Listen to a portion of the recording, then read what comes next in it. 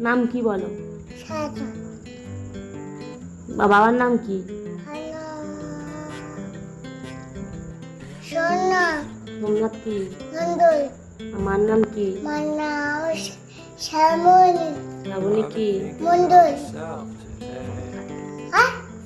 অধিকারী। অধিকারী। আর বাড়ি কোথায়? মলাকাতে। থানা কোথায়? জীবনদলা। আর দেশের নাম কি?